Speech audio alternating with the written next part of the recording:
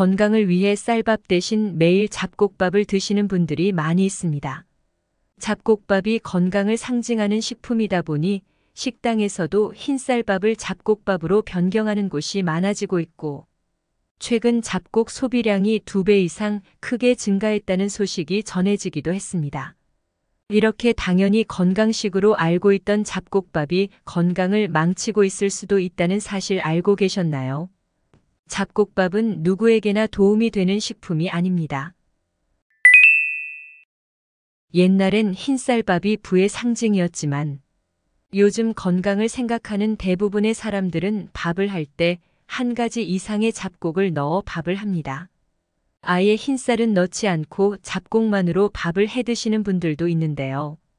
잡곡은 종류도 많고 잡곡에 따라 영양소도 다 다릅니다. 땀을 많이 흘리고 폐가 약한 사람은 율무나 수수가 좋고, 고지혈증엔 기장을 넣어 밥을 하는 게 좋고, 위장이 약한 사람은 찹쌀 차조를 섞어서 밥을 먹는 게 소화가 잘 되고, 간이 약한 사람은 서리태를 넣어서 밥을 하는 것이 도움이 된다고 합니다. 하지만 아무리 좋은 잡곡밥도 아무렇게나 섭취한다면 소화불량, 복부팽만 등 부작용이 나타날 수 있고, 특히 잘못 먹으면 신장에 무리를 주고 통풍을 일으킬 수 있어 매우 주의하셔야 합니다. 잡곡이 위험해질 수 있는 이유 중 하나는 바로 풍부한 식이섬유 때문입니다. 1일 식이섬유 권장 섭취량은 20에서 25g인데, 잡곡에는 식이섬유가 100g당 평균 5에서 8g 들어있어 흰쌀보다 잡곡을 더 많이 넣고 밥을 한다면 한 끼에 15에서 20g의 식이섬유를 섭취하게 됩니다. 한 끼에 하루 권장 섭취량을 모두 섭취하게 되는 것인데요. 이렇게 많은 양의 식이섬유를 섭취하게 되면 비타민이나 무기질 같은 영양소의 흡수력도 떨어지고 소화도 잘 안 되게 됩니다.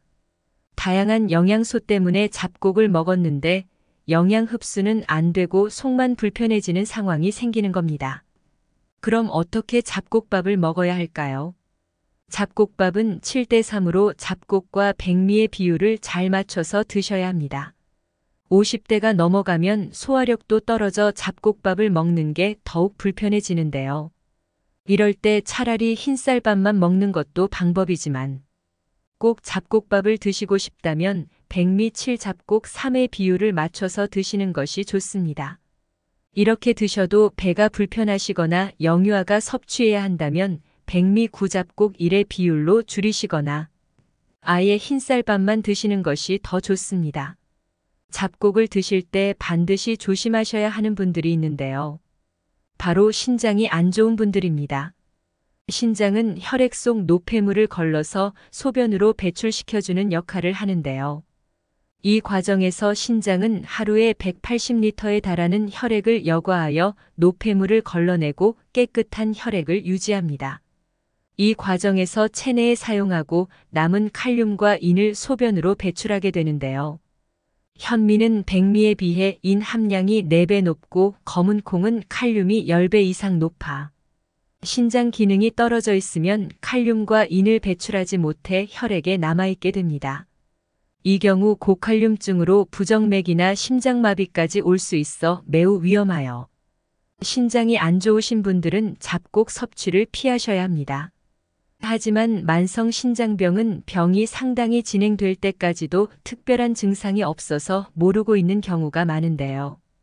통계청에 따르면 우리나라 성인 30세 이상의 4.1%가 만성 신장병을 앓고 있고 65세 이상 노년층은 16.5%가 신장병을 앓고 있다고 합니다.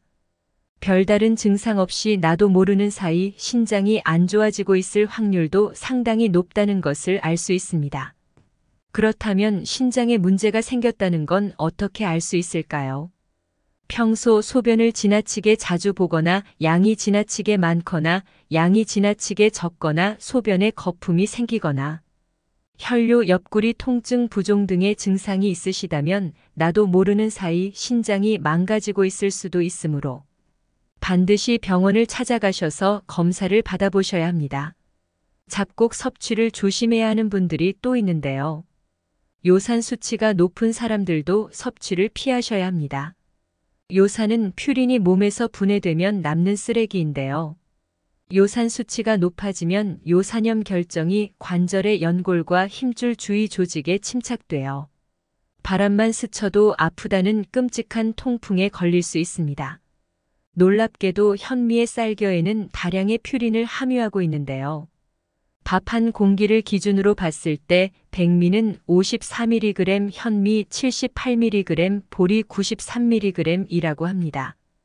통풍 환자의 경우 퓨린 섭취를 하루 150mg으로 제한해야 한다고 하니 통풍에 걸렸던 병력이 있거나 요산 수치가 높아 통풍 위험군이라면 잡곡밥 섭취 시 주의하셔야 합니다.